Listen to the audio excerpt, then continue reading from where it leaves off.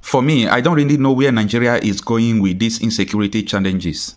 But I believe that Nigeria would have been able to fight the insecurity if not that Buhari-led administration inducted Boko Haram into army, inducted repentant Fulani terrorists to army. Now, I believe that these people has turned to informants and so on and so forth. Because anytime we have insecurity challenges, if people put distress calls on police and soldiers, they hardly respond.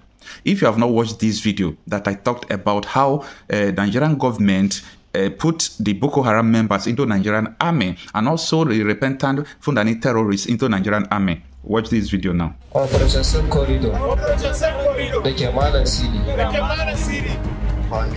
So many people from around the world don't know about what I'm going to say now. You see these people on green and white that are taking oath? These are Boko Haram members. And Nigerian government during the time of Muhammadu Buhari that handed over to Tinubu, the present government, called them the repentant Boko Haram. They say they have repented. So what happened now? They have to induct them into the Nigerian army. How would you induct terrorists into Nigerian army? Yes, I think Constitution empowers president to forgive criminals if they have been convicted in the court. They call it amnesty. Now, they can even grant an amnesty if they surrender willingly. But to put them into the Nigerian military is very dangerous. And we have beginning to see the evidence of the induction of Boko Haram into the Nigerian army. Now, I was told by a retired army, I'm not going to call the name, he told me about his experience in Borno State, how they fought Boko Haram, how they were ambushed 2 times. Thank God he survived, but many soldiers died. How so many soldiers among them leaked information to these terrorists. So this induction is a way of having the insiders from Boko Haram into the Nigerian army. And look at what happened in Plateau State on the Christmas Eve. It was reported that the vigilante group, the communities, they receive a letter that terrorists will come to invade their city. They received this letter like 3 months before they came. And there is no security measures to stop them. Nobody stopped them. Now, the day they came, they started on Christmas Eve and the attack finished on 26. 3 good consecutive days. The security agencies did not show up. Now, I want to begin to connect the dots. What happened between the time when the government inducted these Boko Harams into Nigerian army and what is going on presently? 32 distress calls was put on the Nigerian soldier to come and rescue the villagers who are being massacred by these terrorists. They did not respond. I repeat, 32 distress calls was put on them, but they did not respond. The community and the local government don't have choice than to call out federal government and call them accomplices to the massacre that took place on Christmas Eve. The world is watching why so many people who don't have the right to bear arms are dying. And if they try to carry arms, it's the same soldiers that will come and clap them down and even kill them. So, what is the situation? This same president of Nigeria, Muhammadu Buhari, who called these Boko Harams repentant Boko Haram and inducted them into the military, was one time fighting Goodluck Jonathan, the man that handed over to him. And he told Goodluck Jonathan, if you dare fight this Boko Haram, it's a fight against the northern Nigerians. What does that mean to you? It means that the northern Nigerians are the one who created or managed this Boko Haram. And I think today, these people don't care about their people. Because Boko Haram cannot continue to consume your people, though I don't think they call them their people, because Boko Haram, all these jihadists, they target Christians. And you can see that all these people that they abducted from southern Kaduna to Plateau to Zamfara, these are Christian communities. They keep on burning churches. This is what Buhari said. A very well-known leader in this country said that any attempt to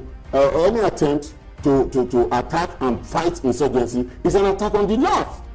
So, you know, when you have such huge political considerations, there are difficulties. I mean, Buhari said that in the newspaper.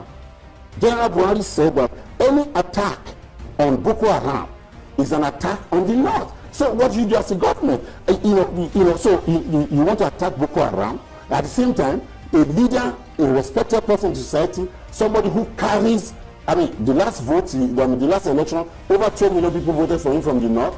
A man like that, you cannot ignore him. Now he says that if you continue to attack Boko Haram, you are attacking the north. You must be careful. You heard him well. That was said on the national television, the Chinese television. Buhari said that if you attack Boko Haram, it will become an attack against the North. And when Buhari made this statement, he was not the president. And when he became the president, Federal Republic of Nigeria, as the commander-in-chief, you know what he did? He now granted amnesty to these people. He inducted them into the Nigerian army. So you now see how the dots are being connected, that Boko Haram has been mixed with Nigerian army. And that is why the war against insurgents in Nigeria is a pseudo war. It's a pseudo war in the sense that the fakeness of the war can never be over-exaggerated. Now, let me tell you what happened. In September 15, 2021, the United Arab Emirates published 6 names of people who are sponsoring terrorism in Nigeria. Those who are sending money to Boko Harams and buying guns for them. Up to today, Nigerian government did not do investigation, they did not do arrest of anybody among the 6 names. This is a national disgrace. And in another video, the current Vice President of Nigeria, Kashim Shettima, have been accused of sponsoring Boko Haram. Some people even go to the extent to say that he is the founder member of Boko Haram. A lady came to the national television to say this. And I have shared this video in 5 consecutive videos that I have published. I shared a clip of the video telling people that this is what is going on. In case you have not seen this video, listen to it. Especially as it concerns security. You must have an enabling environment in order to do anything. So you cannot take someone that is virtually senile and another person that has been associated on several occasions with funding terrorism. That is Kashim Shettima. Kashim Shettima, we should not forget Kabiru Sokoto. Kabiru Sokoto was one of the most wanted terrorists, and he was found and arrested in his house. Let us understand and let us not forget, this terrorism, this banditry, this carnage is not just happening by mistake. It's a multi-billion-dollar industry. A multi-billion-dollar industry because it takes a lot of money on defense budget. It has a lot to do with the sale of drugs. It has a lot to do with mining and illegal bunkering and illegal and illicit mining. And look at the areas that are generally affected by this. Take the Northeast, for instance.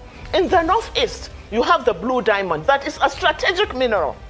You have oil at the Chad Basin that is being explored right now, but illegally. You have Zamfara. If you go to Zamfara, Zamfara has more gold than Ghana. Zamfara's gold is being traded in Dubai and other parts of the country. There is a market called Nigerian gold in Dubai. Go and check. So who is doing this mining? Most times they are the governors, the people in power. They are the ones doing it in connivance with foreign mercenaries. Can you remember? Have we forgotten when they said there is a no-fly zone in Zamfara? Why should there be a no-fly zone? There isn't even an airport in Zamfara, but aircrafts land and they take off from Zamfara. And let me tell you something else. In Zamfara, every container that comes from China ends up in Zamfara. You know why? Because in Zamfara, the soil in Zamfara has all the strategic minerals that you can think of. So when the containers come in from China, they land they end in Zamfara, and a bag of Zamfara soil is today sold at 5,000. So they need to displace the people to allow them to continue with their mining. I mean, it's multifaceted. And these are people that one has been severally accused of harboring terrorists, even recently. And why? Let us ask, why should Shettima be visiting, along with his governor, be visiting and making a solidarity with a police officer that was being tried for drug trafficking? Why? So you begin to put these things together, and you begin to understand why Nigerians must retrieve their country. We can't allow this thing to happen.